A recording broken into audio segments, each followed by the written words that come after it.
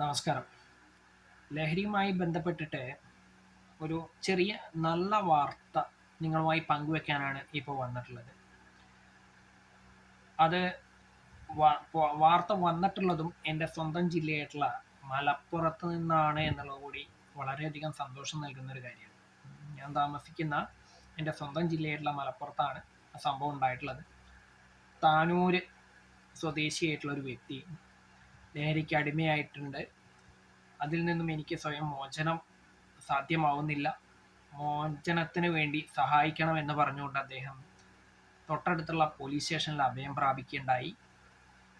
അദ്ദേഹത്തിൻ്റെ അവസ്ഥ അനുഭാവപൂർവ്വം തന്നെ പരിഗണിച്ച അവിടുത്തെ പോലീസുകാർക്ക് നന്ദി. കാരണം അവർ അദ്ദേഹത്തെ എത്രയും പെട്ടെന്ന് തന്നെ എന്ത് ചെയ്തിട്ടുണ്ട്, ഡി അഡിക്ഷൻ സെൻറ്ററിലേക്ക് മാറ്റിയിട്ടുണ്ട്.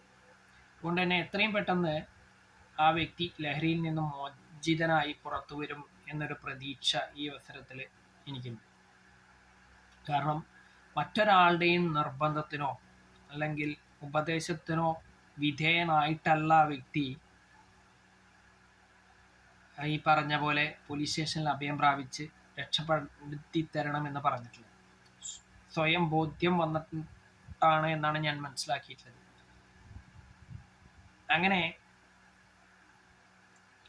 മറ്റുള്ള ആളുകളും ഒന്ന് ചിന്തിച്ചാൽ നമ്മുടെ നാട്ടിലെ ഈ പറഞ്ഞ ലഹരി വസ്തുക്കളുടെ ഉപയോഗവും മറ്റും വളരെയധികം കുറയ്ക്കാൻ സാധിക്കുമെന്നാണ് ഞാൻ വിലയിരുത്തുന്നത്.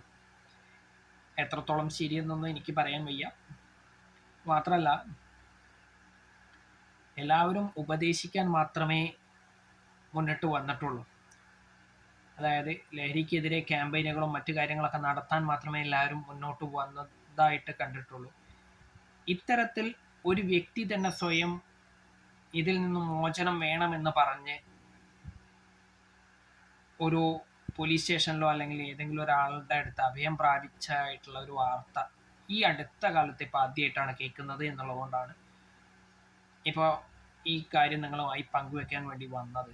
മാത്രമല്ല, ഇതൊരു ശുഭ സൂചനയായിട്ട് ഞാൻ കാണുന്നു. കാരണം അദ്ദേഹത്തെ പോലെ ലഹരിക്ക് അടിമപ്പെട്ട് ജീവിതം താറുമാറായിക്കൊണ്ടിരിക്കുന്ന പലർക്കും അദ്ദേഹത്തിൻ്റെ ഈ ഒരു പ്രവൃത്തി മാതൃകാപരമായി സ്വീകരിക്കാൻ കഴിയുന്നതാണ്. ഇത് മാത്രമല്ല, സ്വീകരിക്കേണ്ടതാണ് എന്ന് കൂടി ഞാൻ പറഞ്ഞു വയ്ക്കുന്നു.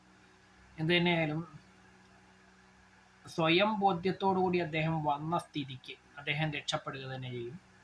അദ്ദേഹത്തെ മാതൃകയാക്കാൻ കഴിയുന്നവർ മാതൃകയാക്കുക, എന്നിട്ട് സ്വയം ലഹരിയിൽ നിന്നും മോചനം നേടുക. ഇനി മറ്റൊരു കാര്യം കൂടി, ഇത്തരത്തിൽ വരുന്ന ആളുകളിൽ നിന്ന് നമ്മുടെ പോലീസുകാരുൾപ്പെടെയുള്ള അന്വേഷണ ഉദ്യോഗസ്ഥരൊക്കെ പറ്റുമെങ്കിൽ അവർക്ക് എവിടെ നിന്ന് ലഹരി ലഭ്യമായിരുന്നു എന്നും എങ്ങനെ ലഹരിക്ക് അടിമപ്പെട്ടു എന്നും ഒന്ന് ചോദിച്ച് മനസ്സിലാക്കി നിങ്ങളൊക്കെ നടത്തുന്ന ക്ലാസ്സുകളുണ്ട്, ലഹരി വിരുദ്ധ ക്യാമ്പയിനുകളും ക്ലാസ്സുകളൊക്കെ. അവിടങ്ങളിലൊക്കെ ഇവരെ പോലുള്ള ആളുകളെ കൊണ്ടുപോയിട്ട് ഇവരുടെ അനുഭവങ്ങൾ പറഞ്ഞ് സമൂഹത്തിന് എന്താണ് ലഹരിയുമായി ബന്ധപ്പെട്ടിട്ട് ഉണ്ടാവാൻ പോകുന്ന ഭവിഷ്യത്തുകൾ എന്നൊക്കെ മനസ്സിലാക്കി കൊടുത്തു കഴിഞ്ഞാൽ വളരെയധികം ഉപകാരം. കാരണം ഈ പറയുന്ന വ്യക്തികൾ ഒരിക്കൽ ഉപയോഗിച്ച് അതിൻ്റെ ദൂഷ്യവശങ്ങൾ മനസ്സിലായ വ്യക്തികളാവുമ്പോൾ അത് പൊതുജനങ്ങളിലേക്ക് കൂടുതൽ ആഴ്ന്നിറങ്ങാനുള്ള സാധ്യത കൂടുതലാണ് എന്നാണ് ഞാൻ മനസ്സിലാക്കുന്നത്. എന്തു തന്നെയായാലും അങ്ങനെയുള്ള കുറച്ച് നടപടികൾ കൈക്കൊണ്ടു കഴിഞ്ഞാൽ ഈ ക്യാമ്പയിനുകളൊക്കെ വിജയിക്കും എന്ന് മാത്രമല്ല, പ്രഹസനമായി മാറുകയുമില്ല. പിന്നെ ഇത് തടയാൻ, ഈ ലഹരി വസ്തുക്കൾ തടയാൻ അല്ലെങ്കിൽ അതിൻ്റെ ഉപയോഗവും വിതരണമൊക്കെ തടയാൻ ഇതേ വ്യക്തികളുടെ സഹായം കൂടി തേടിയാൽ വളരെയധികം നല്ലതായിരിക്കും. കാരണം ഇവർക്ക് ലഭ്യമായ ലഹരി വസ്തുക്കൾ അതെങ്ങനെ വന്നു, എങ്ങനെ ഇതിലേക്ക് എത്തി എന്നുള്ളതൊക്കെ ഇവരോളം മികച്ച രീതിയിൽ നിങ്ങൾക്ക് വിശദീകരിച്ച് തരാൻ, അന്വേഷണ ഉദ്യോഗസ്ഥരുടെ അടുത്ത് വിശദീകരിച്ച് തരാൻ മറ്റാരെ കൊണ്ടും സാധിക്കില്ല എന്നാണ് ഞാൻ മനസ്സിലാക്കിയിട്ടുള്ളത്. അങ്ങനെ അവരിൽ നിന്നും കിട്ടുന്ന വിവരങ്ങളുടെ അടിസ്ഥാനത്തിൽ ഇതിൻ്റെ വിതരണവും നിർമ്മാണവും അല്ലെങ്കിൽ ഉപയോഗം തടയാൻ സാധിക്കട്ടെ എന്നും, അതേ അവസരത്തിൽ പിടിക്കപ്പെടുന്ന കുറ്റവാളികളായിട്ടുള്ള അല്ലെങ്കിൽ ഇത് എത്തിച്ചു കൊടുക്കുന്ന ആളുകൾ മാത്രമല്ല, ഇത് നിർമ്മിക്കുന്ന ആളുകളെ കൂടി കണ്ടെത്തി അവർക്ക് യഥാവിധി ശിക്ഷ വാങ്ങിച്ചു കൊടുത്ത്